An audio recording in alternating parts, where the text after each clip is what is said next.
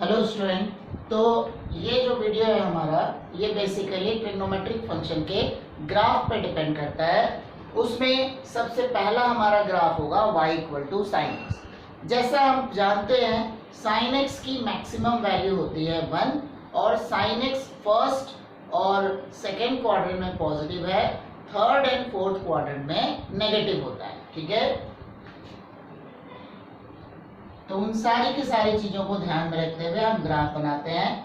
π/2 pi 3π/2 2π -π/2 -π -3π/2 -2π। Maximum value +1, minimum value -1। देखो π/2 pi 3π/2 2π -π/2 -π -3π/2 -2π +1 -1। देखो sign की वैल्यू कैसी है, 0 पर 0, उसके बाद 1/2, फिर 1/√2, फिर √3/2 एंड देन 1। मतलब फर्स्ट क्वाड्रेंट में वैल्यू 0 से लेकर 1 तक इंक्रीज हुई है। फिर 1 तो उसकी मैक्सिमम वैल्यू है, सेकेंड क्वाड्रेंट भी पॉजिटिव है, तो क्या होगा 1 से डिक्रीज होता हुआ कहां तक आएगा, 0 तक। 1 से डिक्रीज होते हुए 0 तक आ गया। थर्ड एंड फोर्थ क्वाड्रेंट में साइन एक्स क्या है, नेगेटिव है, तो मतलब क्या हो जाएगा 1 से लेकर 0 तक आया, वो और डिक्रीज होते हुए कहां तक चला जाएगा, -1 तक। -1 उसकी मिनिमम वैल्यू है, तो -1 के बाद साइन एक्स का ग्राफ हमारा दोबारा इंक्रीज होना स्टार्ट होता है। ठीक है, तो π/2 पे 1, 3π/2 पे -1, यहां हो गया -1, ये हो गया +1। तो फ्री हैंड में हम इनके ग्राफ को बनाएंगे। तो जो साइन एक्स होगा, साइन एक्स का ग्राफ हमारा कुछ इस टाइप से बन जाएगा। ठीक है, 0 से 90 डिग्री, मतलब फर्स्ट क्वाड्रेंट में साइन एक्स की वैल्यू 0 से लेकर 1 तक गई है, सेकेंड क्वाड्रेंट में साइन एक्स पॉजिटिव है, तो 1 से लेकर वो 0 तक आ जाएगा। थर्ड क्वाड्रेंट में और फोर्थ क्वाड्रेंट में साइन एक्स निगेटिव है। थर्ड क्वाड्रेंट मतलब 180 से लेकर 270, 3π/2 मतलब 270, फिर 270 से लेकर 360।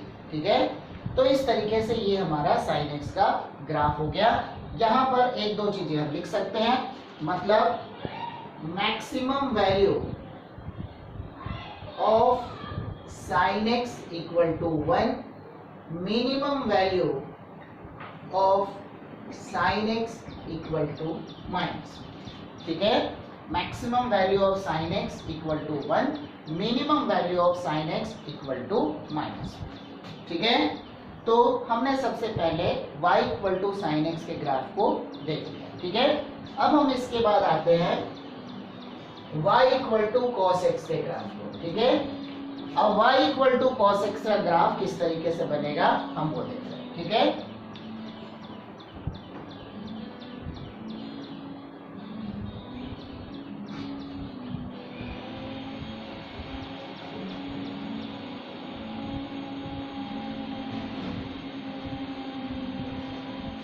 y equal to cos x। देखो सारे ग्राफ हम -2π से लेके +2π के बीच में बनाएंगे। ठीक है,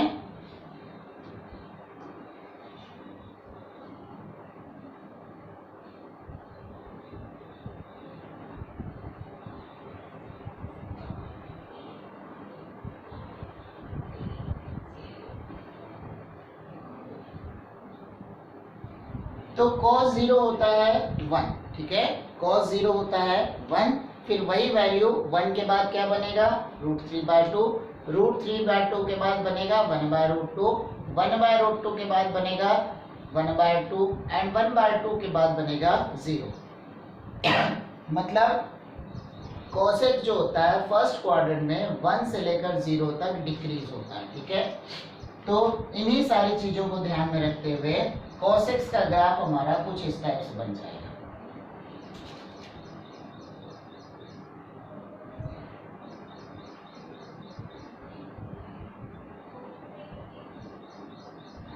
zero, π/2, pi, 3π/2, 2π। Minus pi by 2 minus pi minus 3 pi by 2 minus 2 pi plus 1 minus, ठीक है।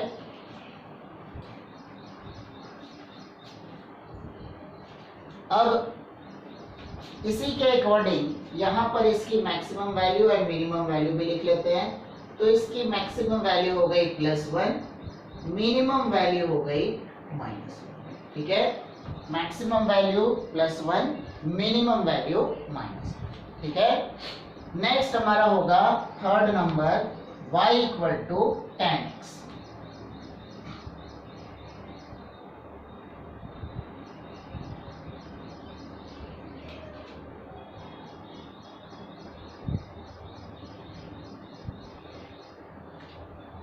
अब tan x का ग्राफ हमने बनाना है, तो tan x के ग्राफ को बनाने के टाइम में सबसे पहले एक दो चीजें हमने दिमाग में रखनी होगी। क्या दिमाग में रखना होगा? हमने देखना होगा कि tan x कौन कौन सी वैल्यू पे 0 बन रहा है। तो पहले tan की वैल्यू 0 पे 0, उसके बाद आएगा 1/√3, फिर आएगा 1 के बाद √3 एंड उसके बाद इंफिनिटी। मतलब 0 से लेकर 90 डिग्री तक में tan x का ग्राफ 0 से लेकर इंफिनिटी तक चला गया। अब इंफिनिटी तक जाने के बाद कुछ कम होने का तो चांस है ही नहीं, क्योंकि इंफिनिटी तो मैक्सिमम है, उससे इंफिनिटी से आगे कुछ होता नहीं है। तो मतलब ग्राफ जो होगा 0 से लेकर इंफिनिटी तक इंक्रीज हो रहा है। मतलब उसके बाद सेकेंड क्वाड्रेंट में हम आएंगे, सेकेंड क्वाड्रेंट में नेगेटिव हो जाएगा। तो मतलब 0 से इंफिनिटी को उसको सबको माइनस से मल्टीप्लाई कर दो, तो क्या बन जाएगा? -इंफिनिटी से 0। फिर उसके बाद दोबारा थर्ड क्वाड्रेंट में क्या हो जाएगा? दोबारा पॉजिटिव हो गया, तो 0 से लेकर इंफिनिटी तक चला गया, ठीक है। तो π/2 pi 3 π/2 2 pi minus π/2 minus pi minus 3 π/2 -2, ठीक है। अब देखो tan x कौन कौन से पॉइंट पे नॉट डिफाइंड है, तो जहां जहां ऑड मल्टीपल ऑफ 90 डिग्री होगा उन सारे पॉइंट्स पे tan x नॉट डिफाइंड बनता है।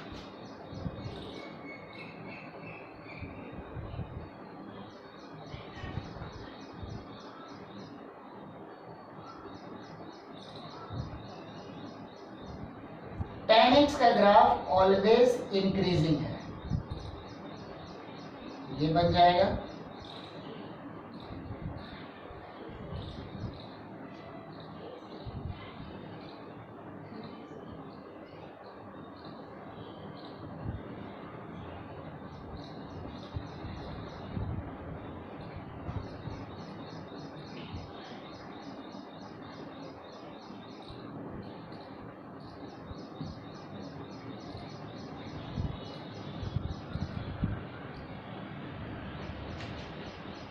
तो इसकी मैक्सिमम वैल्यू मतलब tends to infinity, minimum value मतलब टेंड्स टू माइनस इंफिनिटी।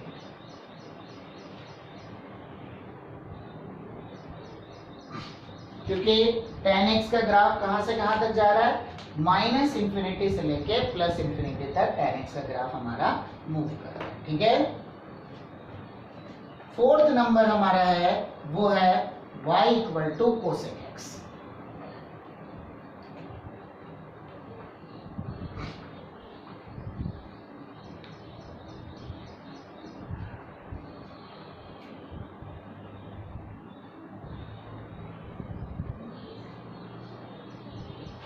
अब देखो sin x की रेंज क्या बनी?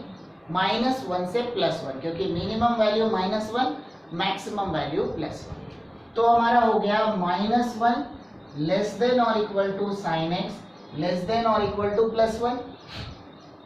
sin x का रेसिप्रोकल होता है cosec x, तो बना -1, और रेसिप्रोकल करते हैं तो क्या होता है? इनइक्वालिटी की साइन चेंज हो जाएगी। 2 अगर 3 से छोटा है तो 1/2 1/3 से बड़ा होगा, तो -1 ग्रेटर देन और equal to 1/sin x greater than और इक्वल टू 1, तो बना -1 ग्रेटर देन और equal to cosec x greater than और इक्वल टू 1। मीन्स क्या बना? cosec x लेस देन और equal to -1, cosec x greater than और इक्वल टू 1, ठीक है। तो इन सारी चीजों को देख करके हम अल्टीमेटली क्या कह सकते हैं, हमारे पास बनेगा cosec x belongs to minus infinity to minus one, less than और इक्वल टू माइनस वन का मतलब क्या हो गया, minus infinity to minus one, और दूसरा क्या है, वन से लेकर plus infinity, union one to plus infinity. ठीक है, तो कोसेक एक्स की रेंज हो गई, इसका इंटरवल हो गया minus infinity to minus one, union one to plus infinity. ठीक है, तो अभी मतलब कोसेक एक्स का जब हम ग्राफ बनाएंगे तो उसका graph y equal to minus one से नीचे बनेगा और y equal to plus one से ऊपर बन जाएगा। ठीक है, तो अब हम कोसेक एक्स के ग्राफ को बनाते हैं।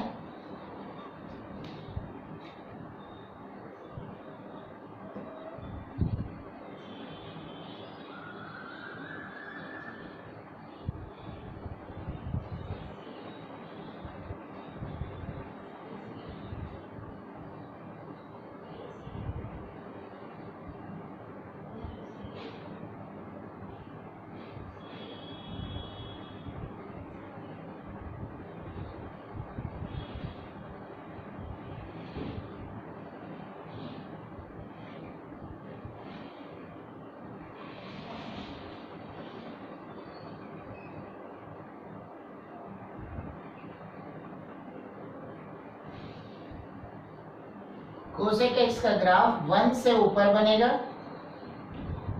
और माइनस वन से नीचे बनेगा। ठीक है, बन गया। अब देखो इसके बाद और क्या चीजें आएंगी, कोसेक एक्स के ग्राफ में ये हमने बना लिया। अब देखो कोसेक एक्स के ग्राफ में कोसेक एक्स जो होता है साइन का रेसिप्रोकल है, मतलब रेसिप्रोकल होने का मतलब क्या हो गया, जहां पर साइन एक्स इंक्रीज होगा जिस इंटरवल में, उस इंटरवल में कोसेक एक्स डिक्रीज होगा। जहां पर साइन एक्स हमारा डिक्रीज हो रहा है वहां पे कोसेक एक्स इंक्रीज हो रहा है। ठीक है, एंड जहां जहां हमारा साइन एक्स जीरो बनेगा वहां वहां कोसेक एक्स नॉट डिफाइंड हो जाएगा, क्योंकि 1/0 मतलब नॉट डिफाइंड। तो कौन कौन से पॉइंट पे साइन एक्स जीरो बनता है, तो 0, पाई, 2 पाई, माइनस पाई, माइनस 2 पाई। देखो इसी के अंदर मैं साइन एक्स को साथ में बना रहा हूं ताकि इंक्रीजिंग डिक्रीजिंग दिखाना थोड़ा सा इजी हो जाएगा। ये हमारा साइन एक्स का ग्राफ है।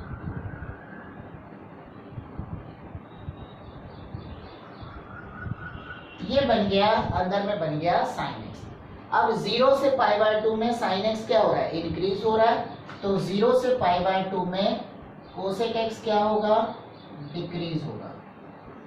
ये गया था 0 से 1 तक, उसका रेसिप्रोकल हो जाएगा इंफिनिटी से लेकर 1। उसके बाद गया 1 से लेकर 0, तो उसका रेसिप्रोकल हो गया 1 से लेकर इंफिनिटी।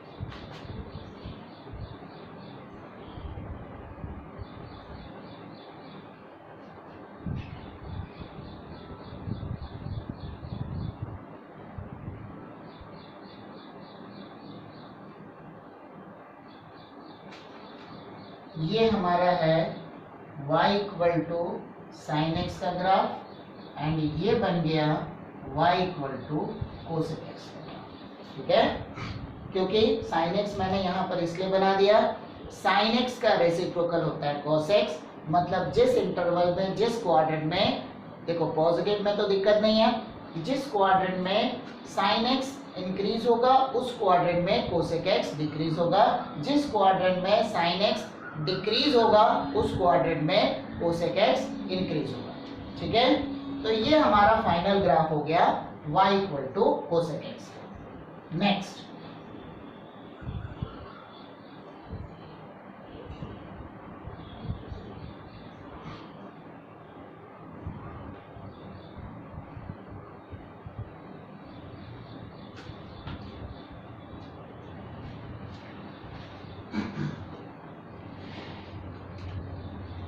फिफ्थ नंबर,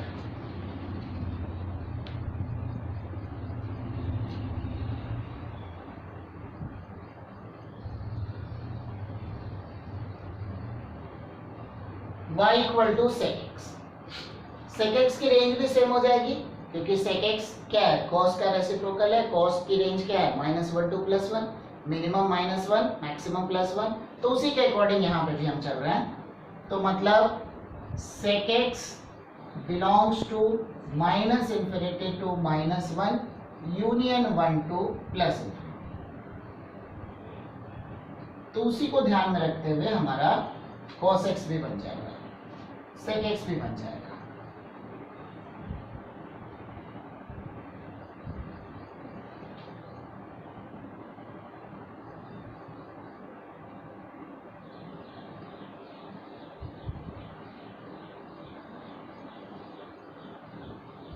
तो इसका जो ग्राफ होगा ये भी हमारा 1 से ऊपर बनेगा और -1 से नीचे बनेगा।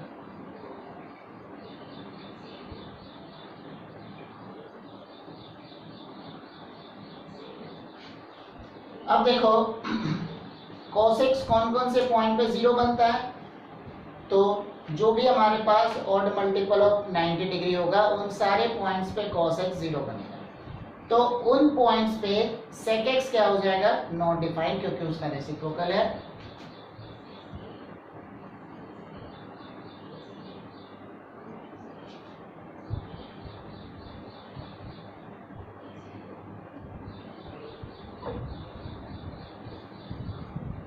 तो ये हमारा sec x का ग्राफ हो गया। जहां जहां cos x हमारा इंक्रीजिंग है उसका जो रेसिप्रोकल होगा वो डिक्रीजिंग बन जाएगा।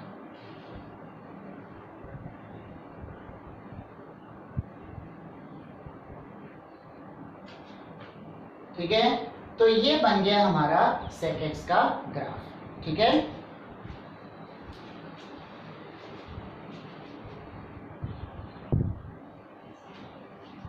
अब हम नेक्स्ट ग्राफ बनाएंगे y equal to cot x।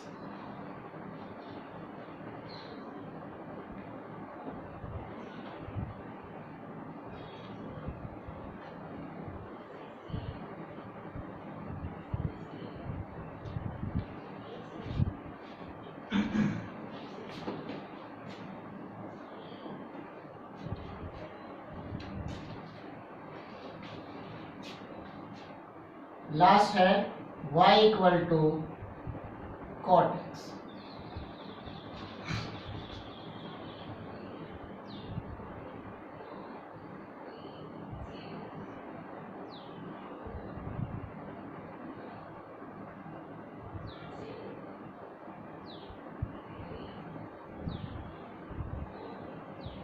y equal to cot x। अब देखो जहां जहां tan x 0 हो रहा है वहां वहां cot x नॉट डिफाइंड होगा। जहां जहां tan x नॉट डिफाइंड हो रहा है उसका रेसिप्रोकल 1/∞ का रेसिप्रोकल होता है 0। तो मतलब tan 0 0 होता है तो cot 0 क्या बनेगा, इन्फिनिटी। जहां जहां tan 90, जैसे tan 90 क्या होता है, इन्फिनिटी, तो cot 90 क्या बनेगा, 0। तो कौन कौन से पॉइंट पे नॉट डिफाइंड हो गया, 0, पाई, -पाई, -2पाई।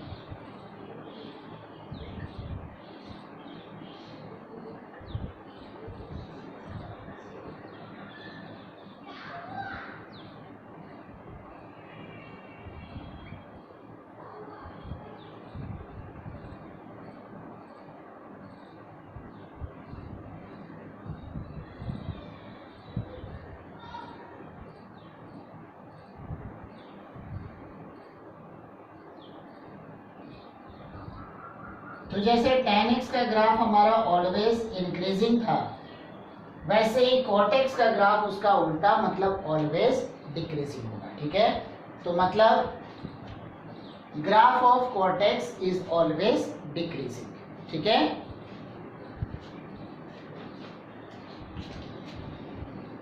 cot x is always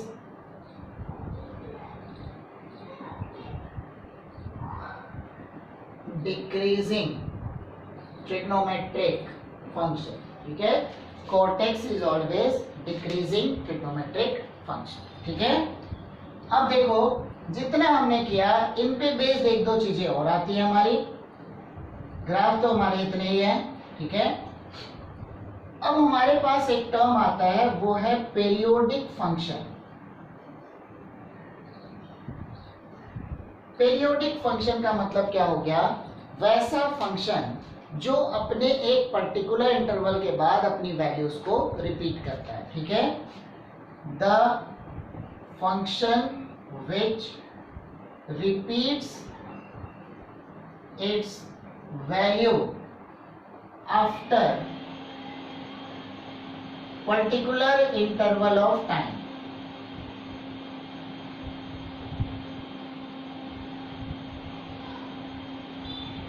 The function which repeats its value after particular interval of time is known as periodic function, ठीक है। अब देखो जितने फंक्शन हमने किया अभी, जितने हमने ट्रिग्नोमेट्रिक फंक्शन किया उसी के अकॉर्डिंग मैं यहां पर उनके पीरियड को लिख रहा हूं, ठीक है। तो मतलब ट्रिग्नोमेट्रिक फंक्शन एंड पीरियड, ठीक है। तो सबसे पहला था हमारा साइन एक्स। साइन एक्स के ग्राफ को अगर आप लोग देखोगे, जो मैंने सबसे पहला ग्राफ बनाया था, साइन एक्स का जो ग्राफ है 2 पाई इंटरवल के बाद अपनी वैल्यूज को रिपीट करता है, ठीक है। मतलब 0 से लेकर 360 डिग्री तक जो हमने ग्राफ बनाया उसके बाद उसकी सारी वैल्यूज दोबारा रिपीट होनी स्टार्ट होती है, ठीक है। तो मतलब साइन एक्स का पीरियड है 2 पाई या 360 डिग्री, जो भी समझ लो। दूसरा हो गया cos x, इसका भी पीरियड है 2 पाई। फिर आ गया tan x। tan x कितने इंटरवल के बाद अपनी वैल्यूज को रिपीट करता है? तो पाई इंटरवल के बाद ये अपनी वैल्यूज को रिपीट कर रहा है, तो मतलब इसका पीरियड हो गया पाई। फिर आ गया cosec x, इसका भी सेम है 2 पाई। फिर हो गया sec x, इसका भी सेम है 2 पाई। एंड लास्ट हो गया cot x, ये पाई इंटरवल के बाद अपनी वैल्यूज को रिपीट करता है। मतलब सबका 2 पाई है, सिर्फ तुमको इन दोनों को चेक करना होगा, बस इन दोनों का ध्यान रखना पड़ेगा। tan x और cot x ये पाई इंटरवल के बाद अपनी वैल्यूज को रिपीट करते हैं, ठीक है। पाई इंटरवल के बाद ये अपनी वैल्यूज को रिपीट करते हैं, ठीक है। अब इन ग्राफ और पीरियोडिक फंक्शन को देखते हुए हम एक दो चीजें लिख सकते हैं। मतलब क्या? जनरल सॉल्यूशन क्या बनेगा? Sine of 2n pi plus theta बन गया साइन थीटा, n की जो भी वैल्यू होगी। दूसरा बन गया cos of 2n pi plus theta बन गया cos थीटा, क्योंकि 2 पाई इंटरवल के बाद ये अपनी वैल्यू को रिपीट कर रहा है। n क्या यहाँ पे है? n बिलोंग्स टू i, मतलब n इज एनी इंटीजर। फिर थर्ड बन गया tan ऑफ, अब देखो यहाँ पे क्या करेंगे, 2n पाई प्लस थीटा नहीं आएगा, यहाँ पे पाई इंटरवल के बाद ये अपनी वैल्यू को रिपीट कर रहा है, तो tan n pi plus theta equal to tan theta. फिर नेक्स्ट हो गया cosec 2n pi plus theta equal to cosec theta. फिर नेक्स्ट हो गया sec 2n pi plus theta equal to sec theta. फिर नेक्स्ट हो गया cot n pi plus theta equal to cot theta, ठीक है। तुमको किसको किसको ध्यान में रखना होगा? tan और कॉट, इसका जनरल सॉल्यूशन हो गया n पाई प्लस थीटा, बाकी सारे केसेस में 2n पाई प्लस थीटा, ठीक है।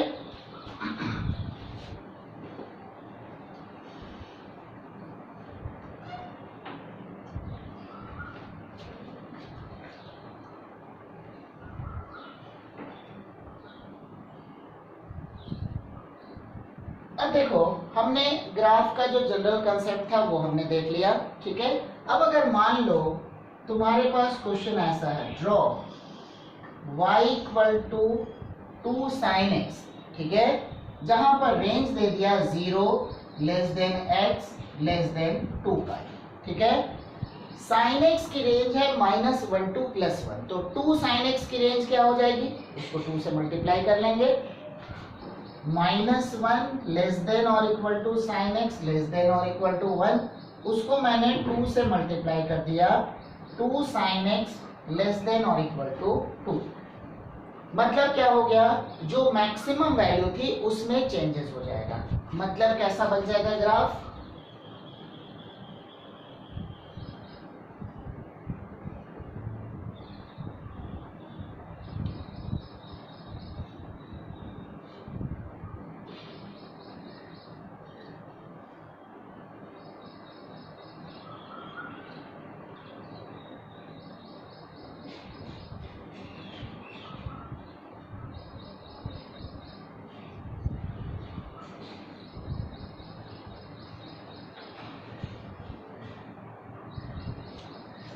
देखो sin 90 पे क्या बनता था 1, तो 2 sin 90 पे क्या हो जाएगा 2। बस ग्राफ जो रहेगा थोड़ा सा वो इंक्रीज हो जाएगा, ठीक है, थोड़ा सा उसको हम एक्सपेंड कर देंगे। नेचर ऑफ कर्व ऐसा ही होना है, बस ग्राफ जो होगा y एक्सिस के विद रिस्पेक्ट टू एक्सपेंड हो गया, ठीक है। अगर इसके साथ मैं अगर sin x को बनाता हूं,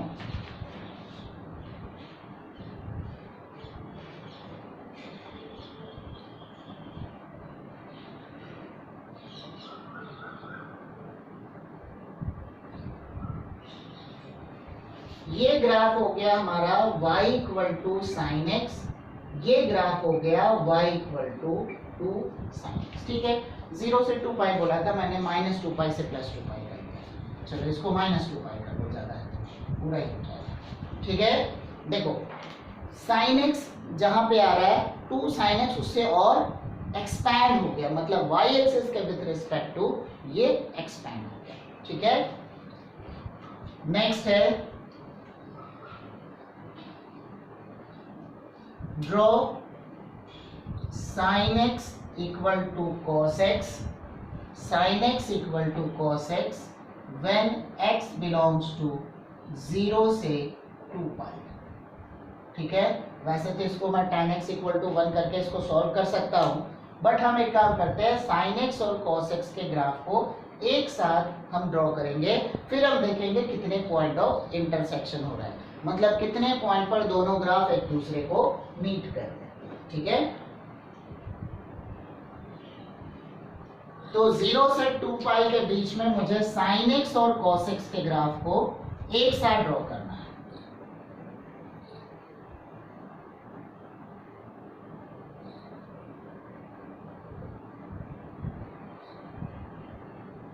पहले sin x के लिए मैं ड्रॉ कर रहा हूं,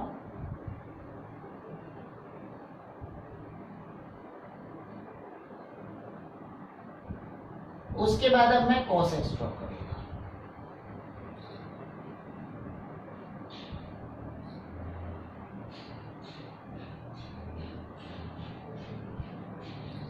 ये ग्राफ है हमारा y equal to sine x, ये ग्राफ है हमारा y equal to cos x।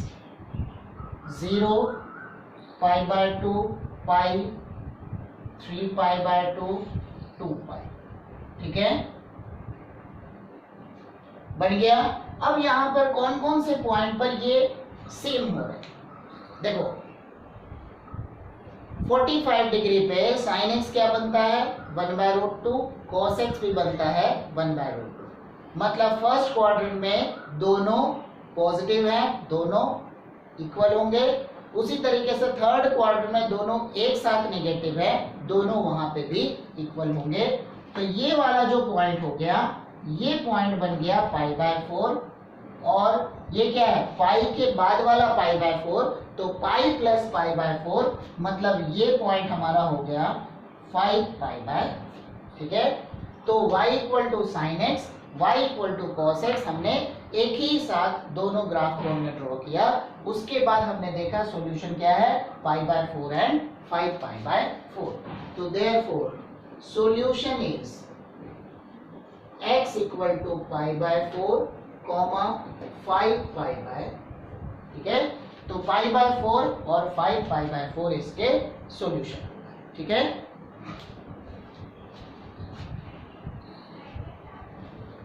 ठीक है, तो हम एक काम करते हैं, इस वीडियो में इतना ही करते हैं, बाकी चीजें हम नेक्स्ट वीडियो में करेंगे, ठीक है।